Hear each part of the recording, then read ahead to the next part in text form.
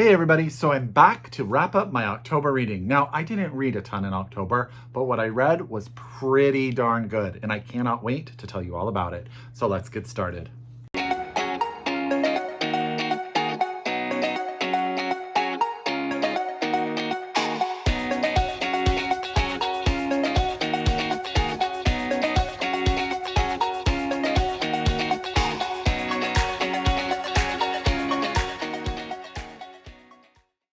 Hi everybody and welcome back to my channel. It's Russell with Ink and Paper Blog. How are you doing today? As always, I hope you're happy, I hope you're healthy, I hope you're safe, and of course, I hope you're reading an amazing book, or two, or three, or however many. It is certainly fall / getting to be winter here in Northern California. When I walk my dogs in the morning, it is in the high 30s, low 40s, which to me is pretty darn chilly. No water, no snow, no rain, but it has been very, very cold. But we did have some rain, and that led to a lot of reading here in November, so I will have books to tell you about soon. October, as I sort of said in my last video, was a lot. There was a lot going on, so I did not read as much as I normally do, though I did just hit my 100 book a year goal on Goodreads, so that was really nice. Didn't expect to get there as early as I did, considering sort of how this year has been. But today I'm here to tell you about a small stack of books, each and every single one of them definitely worth your time. So get out your pen, get out your paper, get out your Goodreads, however you keep track of your TBR. If you are so able, please order these books from your local independent bookstore. It is that time of year where they make most of their money and they need us as much as ever. So please, please utilize them. But if you're a library user, use them too. The library system, I have actually been using my library on my Kindle lately. My husband got me a Kindle for our 7-year wedding anniversary, and I have been using it while I travel. It's just so much more convenient when I'm on the road. And my library has definitely been helping me out there. So definitely use your library if that's how you do it. So let's get started with a book that I think just did not get enough attention. It is a book that, since I've read it, I've thought about it a lot, and that is Parish by Dr. Latoya Watkins. This is out from Tiny Rep Books, and this book tore me apart inside. So the book really starts, and at its apex is the matriarch. I believe her name is Helen Jean. Yes, Helen Jean. She starts the book in an outhouse trying to rid herself of a pregnancy. And this is not the first time she's tried to do it. We learn very quickly the reason behind what she's trying to do, and her body is just not doing what she wants it to do. So she makes a deal sort of with God that if she keeps the baby, she'll keep the baby, and she will sort of go through life and bear the children that she is given, and just sort of raise them. It's sort of like this agreement that she's going to stop fighting what's happening, right?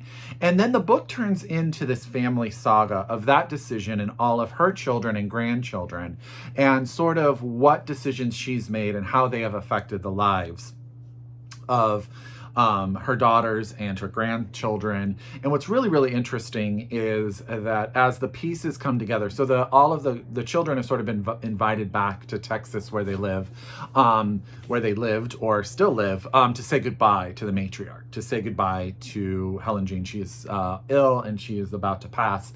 And as they sort of come together and the stories start to sort of come clear, we learn that there's a lot of darkness in this family and how that sort of affected all of these different people and the decisions that Helen Jean made to protect the women in her family. It is powerful. It is gripping. It is really sad, but at times really hopeful. And like the women especially just sort of run off the page to me. They are so real and realized. I really loved it. And it's not an easy read. I'm going to be honest with you. There are a lot of triggers in it. But in the same time, it's just a masterful look at how trauma can sort of affect generations of family and what you do to try to overcome that trauma some successfully and some not. I thought it was very, very, very good. And that's Parish by Dr. Latoya Watkins, out from Tiny Rep Books. I want to say thank you to them. They did send me this copy and I loved it. I absolutely loved it. Okay. Then I decided, you know what? Life had been sort of crazy. I needed to read something a little bit lighter, a little bit more fun. And Ryan, you know Ryan, I've read by Ryan.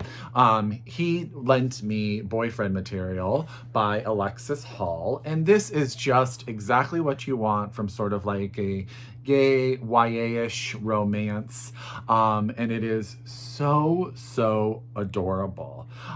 So we we have this guy. He is the son of like two famous rock stars. His father sort of is that crazy rock star life that we read about that's all in the magazines, and his mom is like the folk rock star. She's much more involved in his life. He hasn't really spoken to his father in quite some time. He's sort of down on his luck. He works for this organization that is trying to save the dung beetle. It is absolutely at times laugh out loud and funny. And unfortunately for him, he's sort of like always in the paparazzi's eye because he is the son of this rock star. And so a few things have been caught on camera, which has given him a reputation, which is causing him some problems.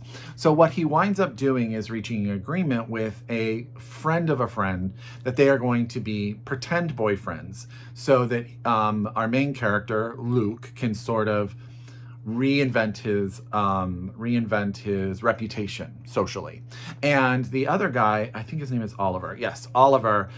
He's just looking for someone to sort of get people off his back, that he has this relationship. They'll sort of leave him alone. He can go through. He is a lawyer, a barrister. And together, as you can imagine, they get to know each other. And as they get to know each other, even through all of their idiosyncrasies, they start to fall for each other. And they start to come to each other's defense in a lot of ways. Luke has to deal with sort of the reintroduction of his father into his life for reasons. And Oliver has to deal with the fact that maybe his father and mother never really accepted him in the way that he thought they did.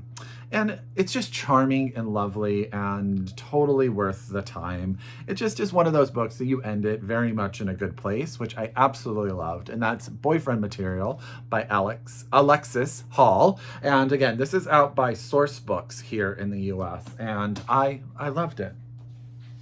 I want to say very much a thank you to Kensington Fiction, because I saw this book and I asked them, hey, do you have a review copy that I can review? And they were so kind to send it to me. And it is another charming book. And that is The Secret Life of Albert Entwistle. And this is by Matt Cain. And this is out now. You can get your hands on it. And if you're like a fan of The Man Called Ove, or is it The Secret Life of Harold Fry, or I can't remember, but you know, these books about people sort of older in years who sort of decide to make a change, or something comes into their lives and makes a change, and they go on a journey. So Albert has been sort of in the closet his whole life, and his only sort of dedication has been to being a mail carrier. And he's about to hit 65, I think, and it's sort of a forced retirement, and he doesn't know what he's gonna do. I mean, being a mail carrier has been all he is. He at one time when he was younger, he had a relationship with a boy, and that didn't end well. So he sort of always kept himself very, very closeted out. And he took care of his mother while she was sick, and he's never really enjoyed life. Well, now life is changing. So he decides to go on a journey to find this boy that he knew and loved when he was younger. And along the way, he just meets all of these charming people. One is a single mom who is trying to figure out how to raise her daughter, go through life. She's also having some relationship things. Their friendship and his relationship with her and her child is very charming.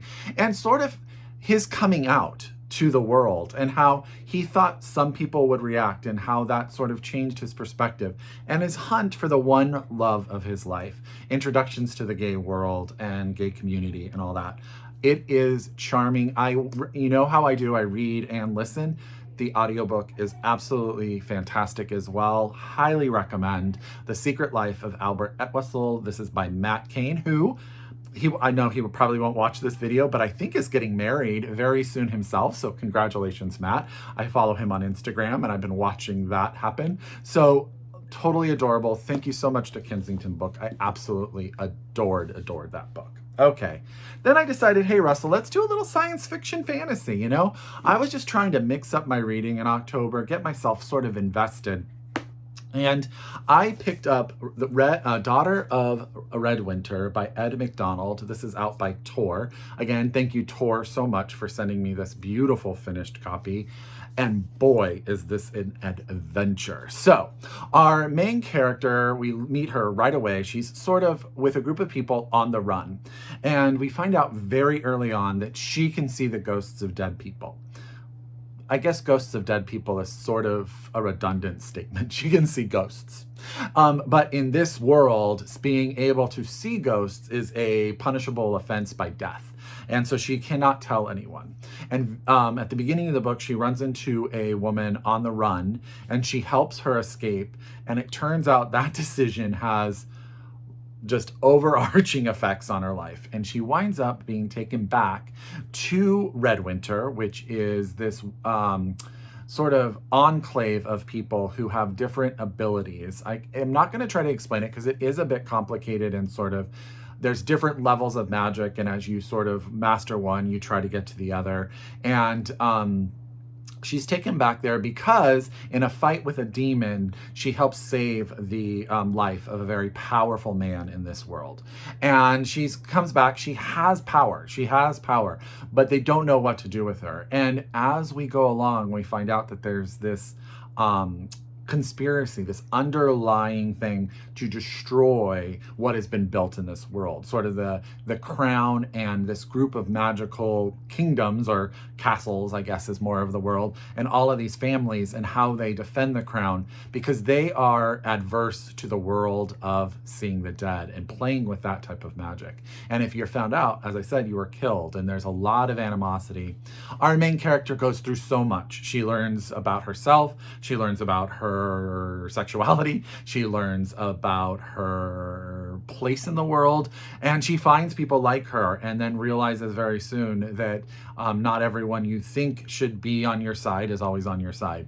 It is a riot. It is so much fun. It's page turning. If you like fantasy, I think it's the first in a series. And I absolutely loved it. I love the characters. I love the world. I didn't find it too complicated. You know, if you've watched my channel at all, over the years, my biggest issue with fantasy novels is if the world building is too complicated and I cannot figure it out. And that is not the thing here. Ed McDonald does a fantastic job of just laying out this world piece by piece. You never get too confused and you are absorbed in the story. I loved it. Daughter of Redwinter by Ed McDonald. And again, this is out from Tor.com. Last but not least was one of my most anticipated reads of 2022. And a book that I am struggling very hard to find ways to summarize every time I talk about it. But Our Missing Hearts by Celeste. This is out from Penguin Press. It was also a Reese book. I need to get a finished copy. I have a couple of books that I just need to get to the bookstore and buy my finished copies because it's going to go on my shelves. Celeste is one of my favorite writers in that I've read every single book she's written. That's 3, so it's not as big as you would think. But they've all been fantastic. This book is a little bit different, as in it is almost dystopian in nature, but it is not too far-fetched as to feel like it's not a sudden reality. At the main character, his name is Bird. He is of mixed race, part Asian and white, and he lives in a world where Asians in America have sort of been blamed for everything. And this law called Pact has gone into place where people are sort of just taken away if they exhibit any signs that is anti-American. And they've really focused that on the Asian community. So much so that his mother has run away and he and his father have sort of been displaced from their lives and have to sort of pretend they don't know her and that they don't support anything. Now, his mother was a poet, and one of her poems has sort of become the calling card for the resistance. And one day, Bird gets a letter, and I say a letter, but it's really a drawing that leads him on an adventure to find his mom. But as Celeste is doing that, that's like this heart of the novel. So there's like this real tenderness, this boy searching for his mother, trying to figure out his place in the world, watching all this stuff. Children are being taken from households. Things are happening all over. People treat him, we get a very good view of what people do to just Asian men and women walking down the street. And the power of watching this happen. And it is so, the thing is like, oh, this is fiction, but the fiction is so set in reality that it is heart-rendering. And that's the brilliance of this novel, is that yes, it is the story of a mother and a son. I feel like that's the heart. But it's also a social commentary on how easy it would be for us to turn into this sort of dictatorship world. I mean, it's right there. It's right around the corner if we're not careful, and we've got to stand up to it. Everyone has to do what they have to do. I thought this book was brilliant. I thought the ending was whew, and I really, really, really, really think you should read it. So that's Our Missing Hearts by Celeste Ng, out now from Penguin Press. So I told you it was a short stack of books, right? It wasn't many, but all of them, let me see if I can hold them up here. All of them were freaking fantastic and worth every moment of your time. As always, if you are a return subscriber, I could not do this without you. If you are new to my channel, I say thank you so much. I hope you subscribe, I hope you click the button, and I hope you pick up one of these books. As always, I encourage you to read locally. What? That's wrong, Russell. I encourage you to read globally and shop locally. And until next time, I wish you happy reading.